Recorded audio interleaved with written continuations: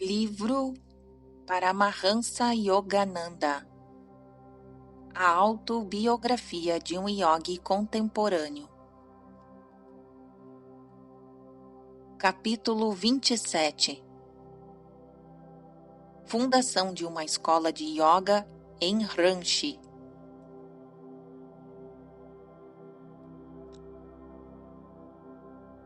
Por que você se opõe ao trabalho de organização? A pergunta do mestre me assustou um pouco.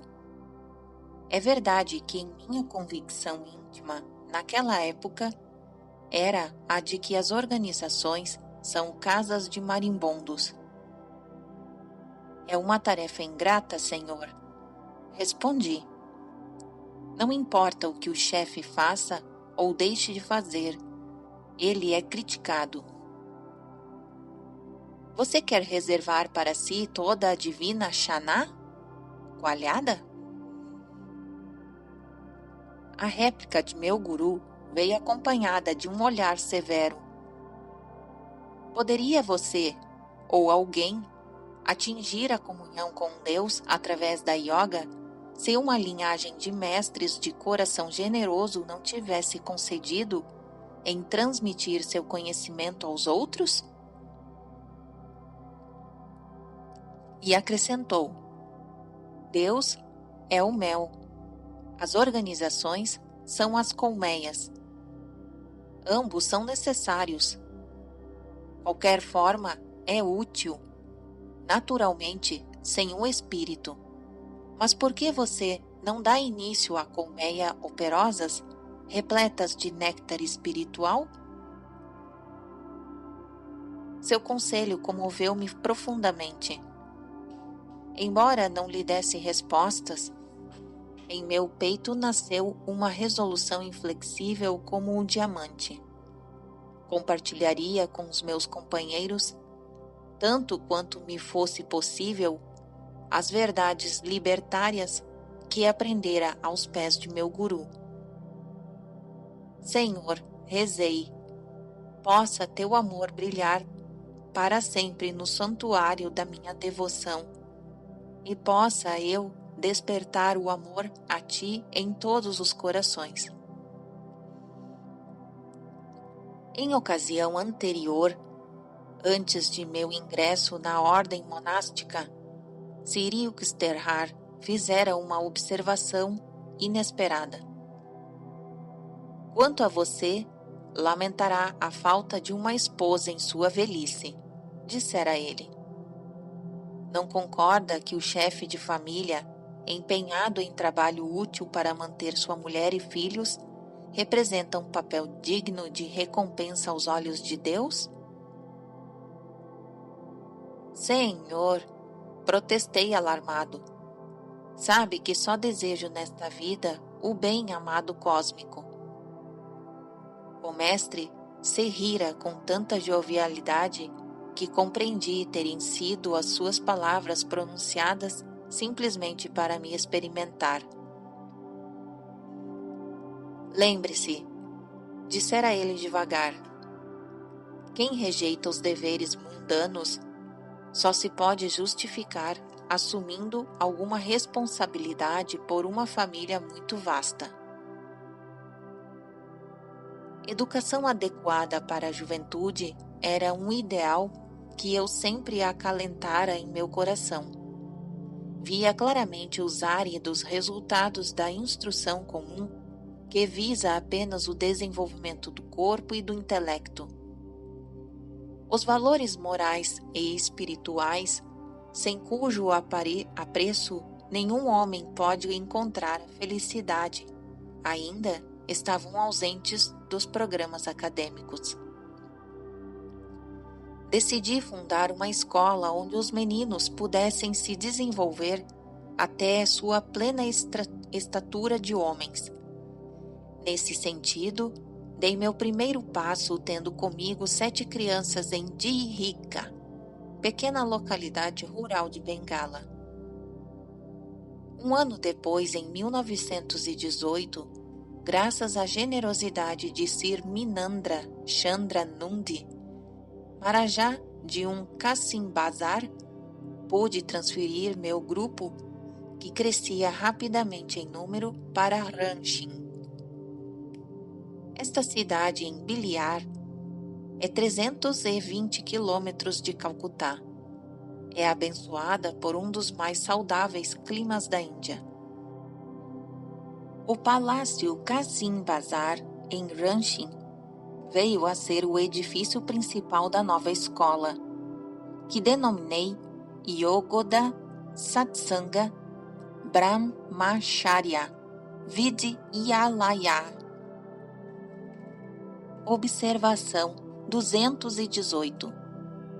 Vidyalaya, escola, Brahmacharya, refere-se aqui a um dos 4 estágios de plano védico para uma vida humana, que compreende, número 1, o do estudante celibatário, Brahmachari, número 2, o chefe de família com responsabilidades mundanas, Grihastha, número 3, o eremita, Vanaprastha, número 4, o residente na floresta ou o viajor, livre de todas as preocupações terrenas, Sannyasi.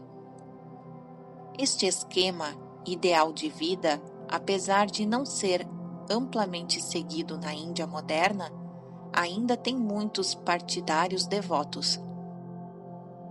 Os 4 estágios são religiosamente levados a cabo sob a direção permanente de um guru.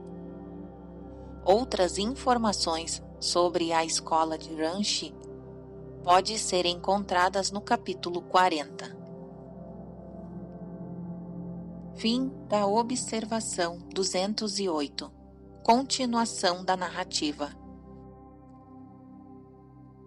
Organizei os programas para os cursos primário e secundário. Incluíam matérias agrícolas, industriais, comerciais e clássicas.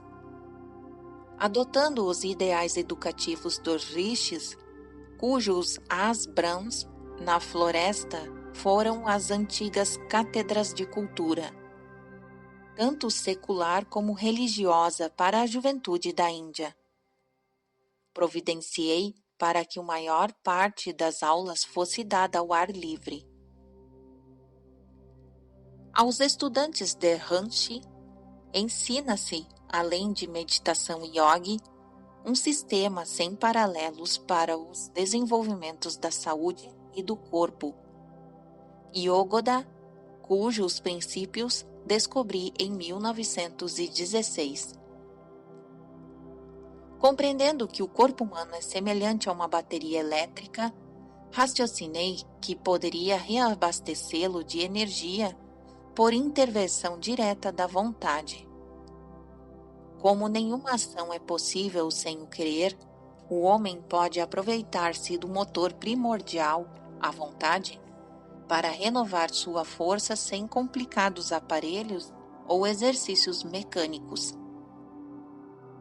Com as simples técnicas Yogoda, qualquer um pode, consciente e instantaneamente, retirar o ilimitado suprimento de energia cósmica, uma nova provisão de força vital centralizada na medula oblonga ou bulbo raquiano.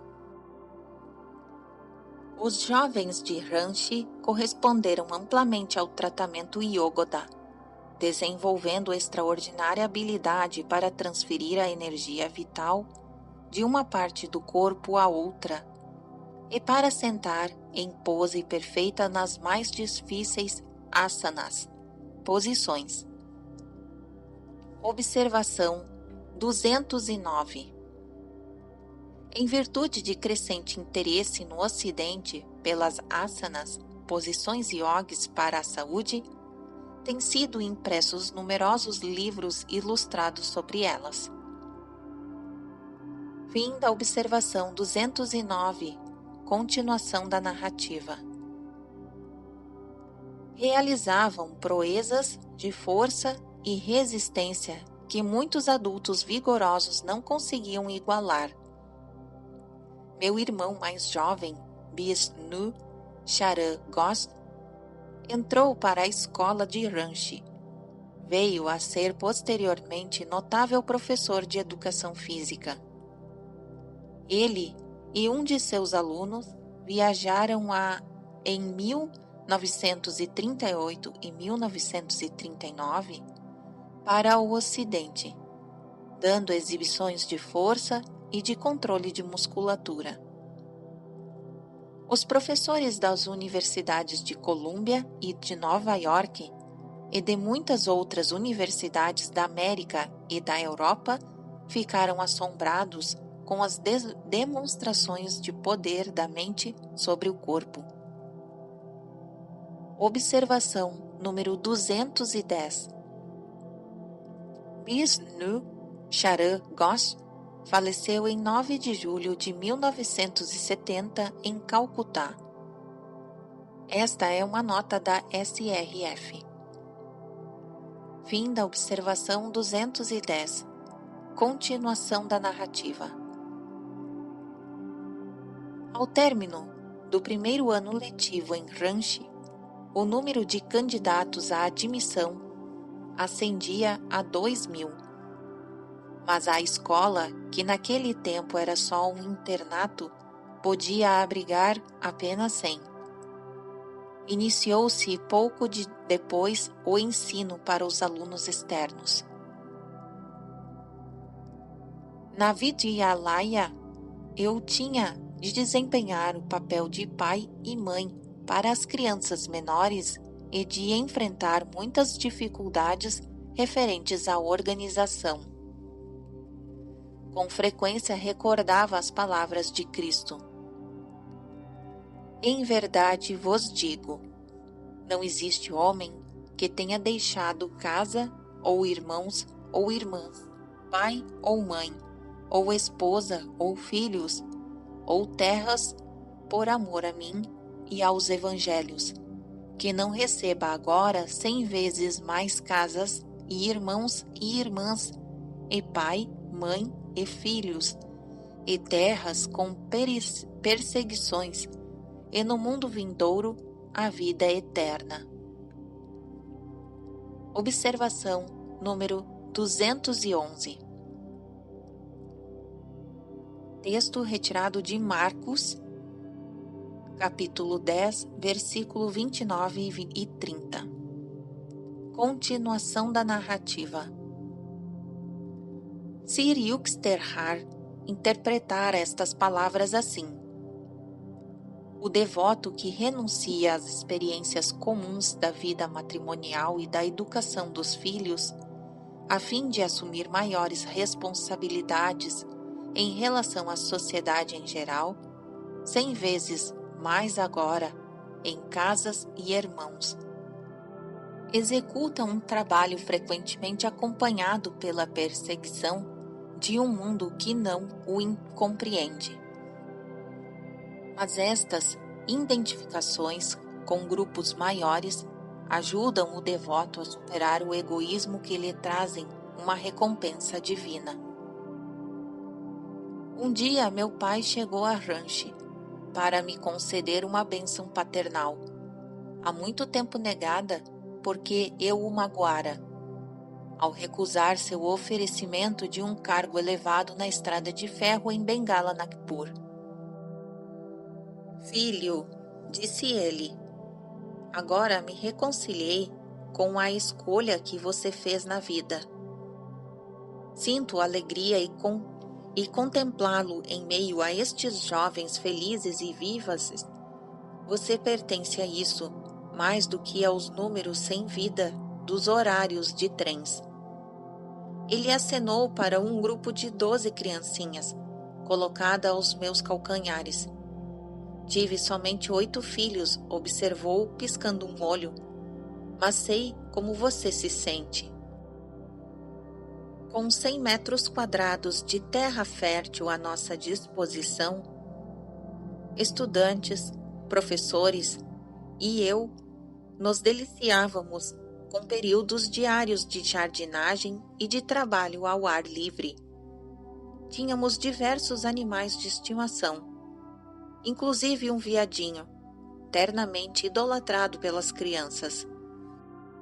Eu também amava o pequeno cervo, a ponto de permitir que ele dormisse em meu quarto.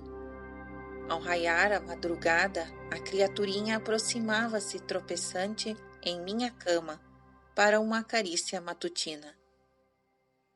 Um dia, quando certo negócio exigia minha atenção na cidade de Ranchi, alimentei o animalzinho mais cedo do que de costume.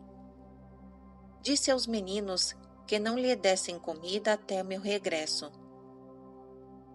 Um deles, desobediente, lhe deu uma grande quantidade de leite. Ao voltar à tarde, tristes, novas me esperavam.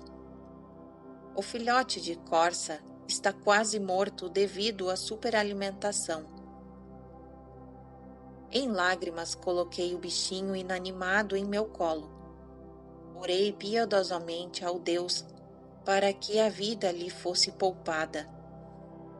Horas depois, a pequena criatura abriu os olhos, ficou de pé e caminhou, muito fraca.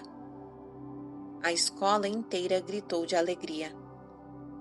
Naquela noite, porém, aprendi uma lição profunda que jamais poderei olvidar. Eu permanecera velando o animalzinho até 2 horas da madrugada quando adormeci. O veadinho apareceu-me em sonho e me disse: Senhor, você está me segurando. Por favor, deixe-me ir. Deixe-me ir. Muito bem, respondi em sonho. Acordei imediatamente e gritei: Meninos, o veadinho está morrendo.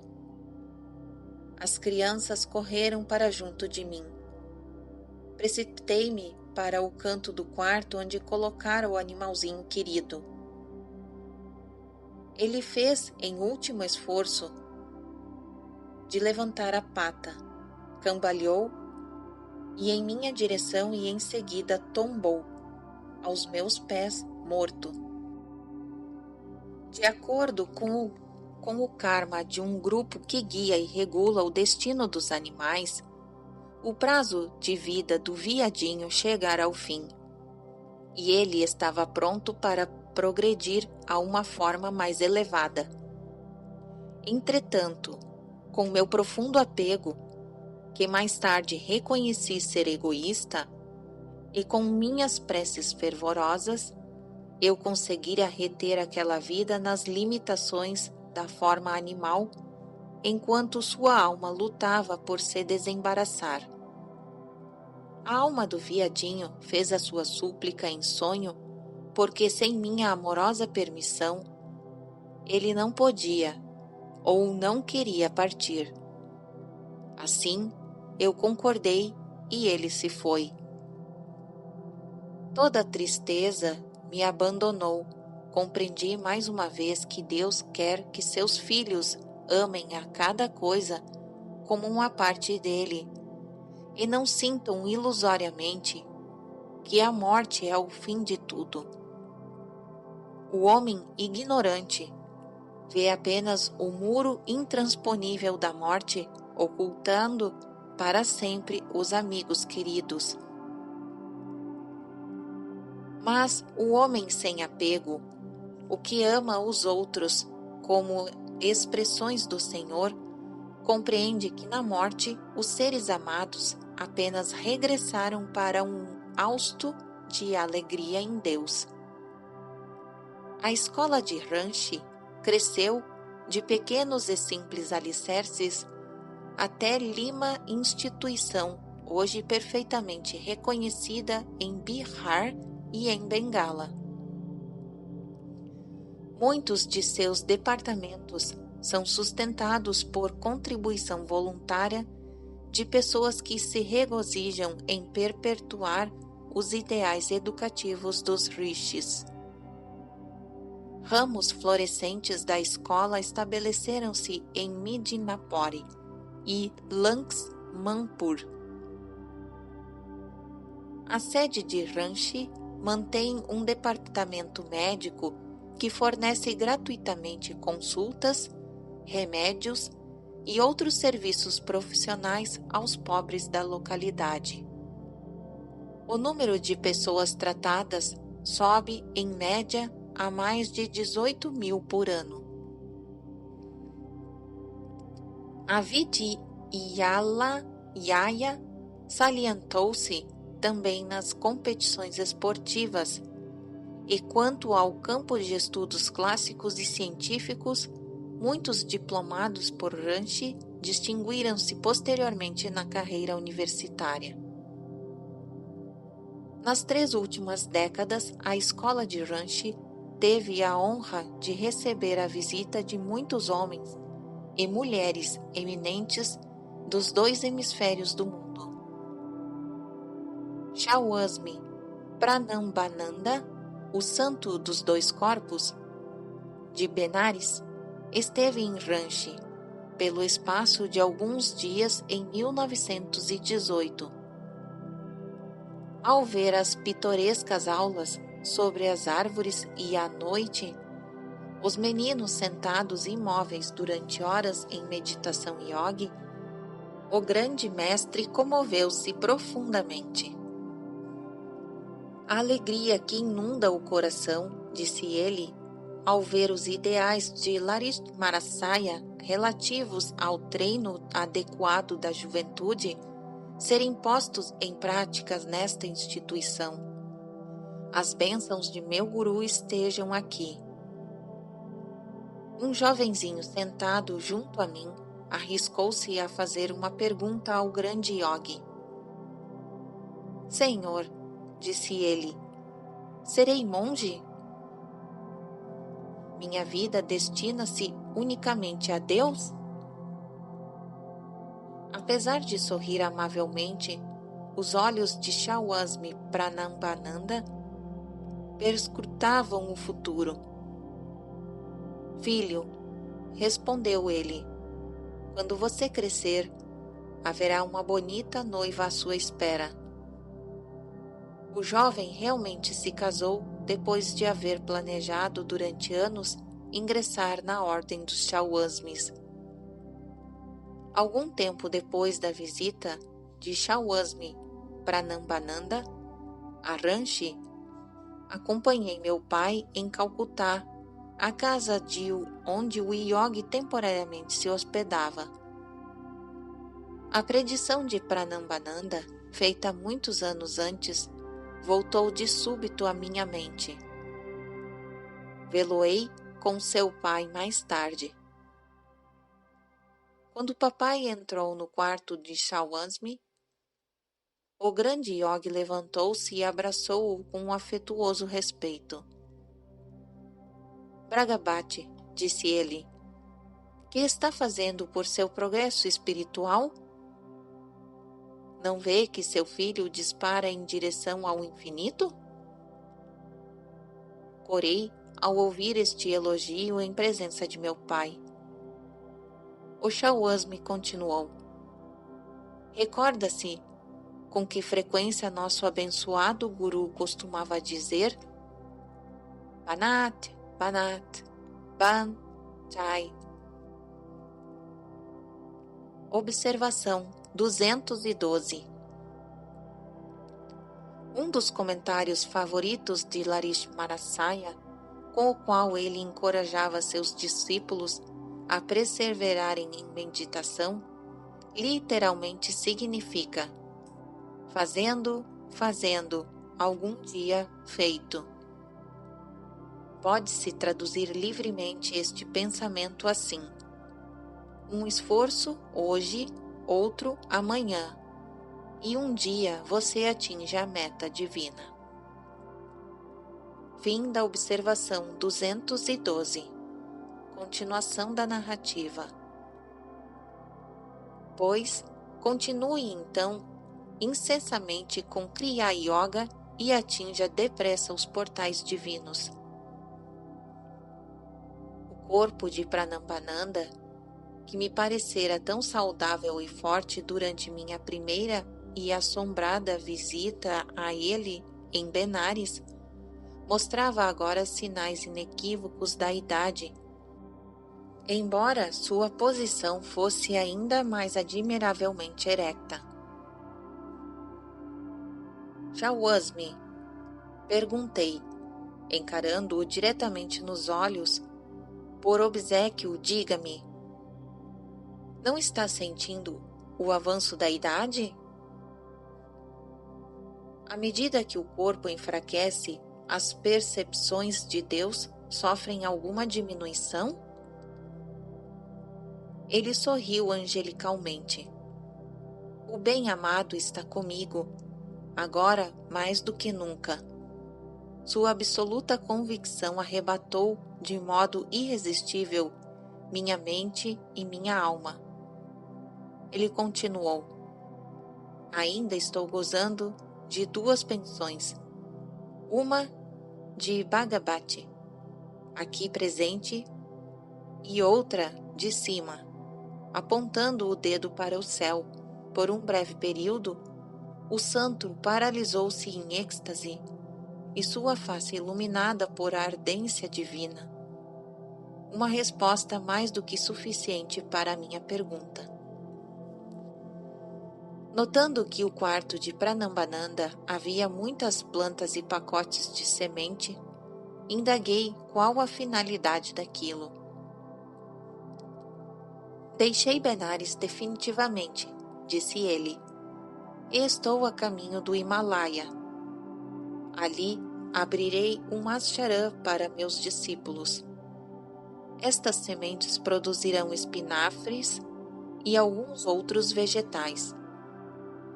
Meus queridos estudantes viveram com simplicidade, dedicando seu tempo à beatífica união com Deus, nada mais do que necessário. Papai pergunta ao seu condiscípulo espiritual quando ele voltaria a Calcutá. Nunca mais, respondeu o santo. Este é o ano em que Larishmarasaya me disse que eu deixaria minha amada Benares para sempre e iria aos Himalaias para ali abandonar meus despojos mortais. Meus olhos encheram-se de lágrimas a estas palavras, mas o Chawasmi sorriu tranquilamente. Ele me recordava uma criancinha celestial sentada nos joelhos da Mãe Divina com segurança. O peso dos anos absolutamente não prejudicou a posse absoluta dos supremos poderes espirituais e de um grande yogi. Ele é capaz de renovar seu corpo à vontade. Às vezes, entretanto, não se preocupa em retardar o processo de envelhecimento, mas permite que seu karma se esgote em plano físico, dispondo de seu corpo atual como uma estratagema para economizar tempo e excluir a necessidade de eliminar uma nova encarnação quaisquer vestígios remanescentes de karma. Meses depois, encontrei um velho amigo, Sanandan, um dos discípulos íntimos de Pranambananda. Meu adorável guru já se foi, disse-me entre soluços. Ele estabeleceu um eremitério perto de Rishikesh, que nos deu afetuoso treinamento.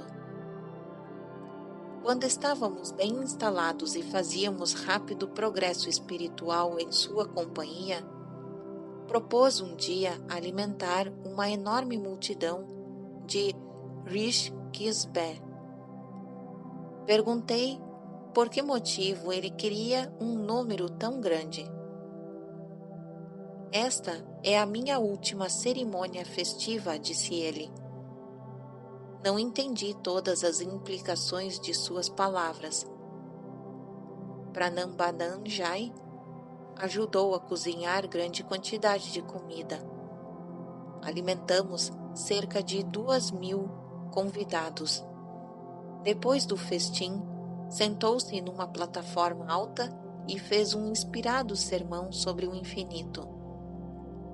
Ao finalizar a visita de milhares de pessoas, voltou-se para mim, que me sentara atrás dele no estrado, e contra o seu costume, falou-me em tom enérgico. Sanandan, prepare-se. Vou dar um pontapé na carcaça. Observação 213. Isto é, abandonar o corpo. Continuação da narrativa. Após um silêncio atordoante, gritei desesperadamente: Mestre, não faça isso! Por favor, não faça! A multidão permaneceu em silêncio, curiosa pelo que se dizia. Pranambananjai sorriu para mim, mas seus olhos já avistavam a eternidade. Não seja egoísta, disse ele, e não chore por mim. Durante muito tempo servi alegremente a todos. Agora rejubile-se e deseje-me a velocidade divina. Vou me encontrar com o bem-amado cósmico. Num sussurro, Pranambananjai acrescentou: renascerei em breve.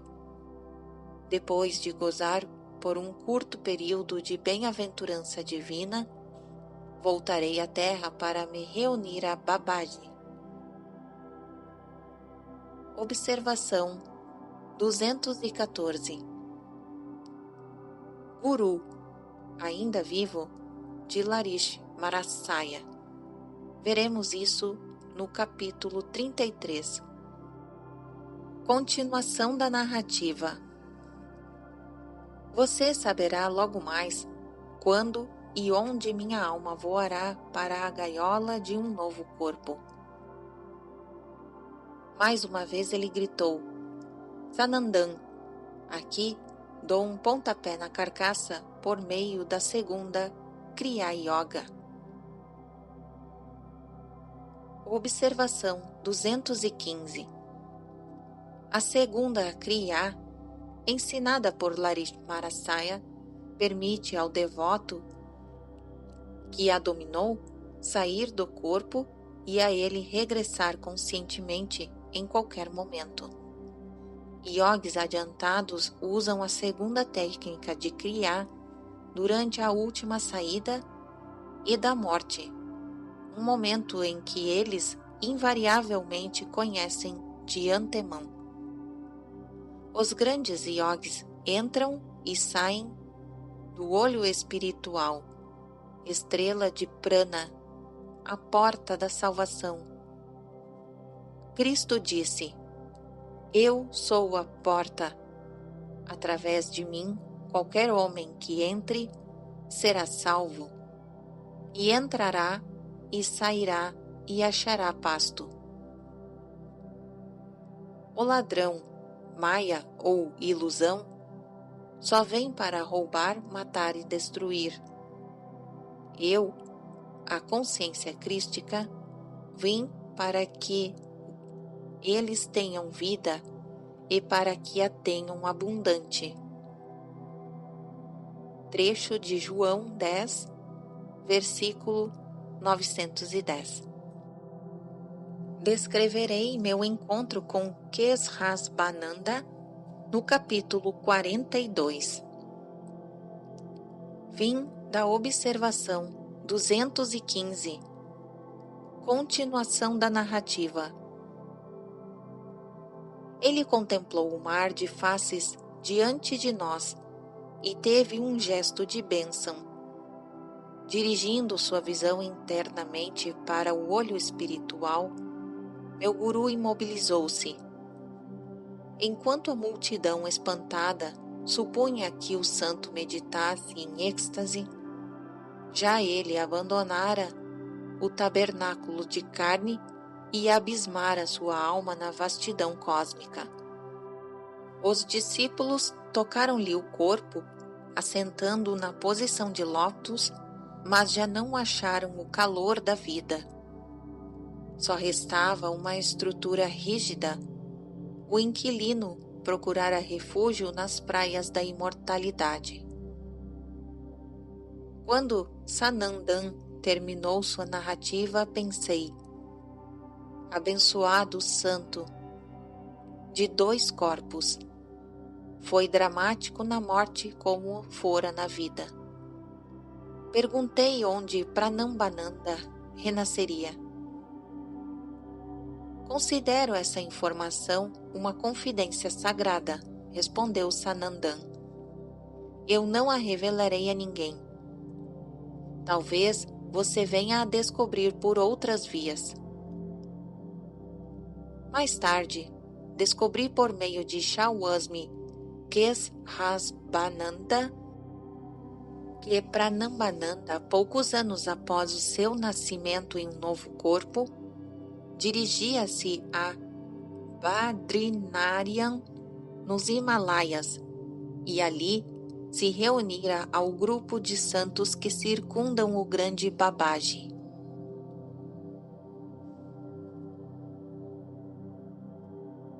Fim do capítulo 27.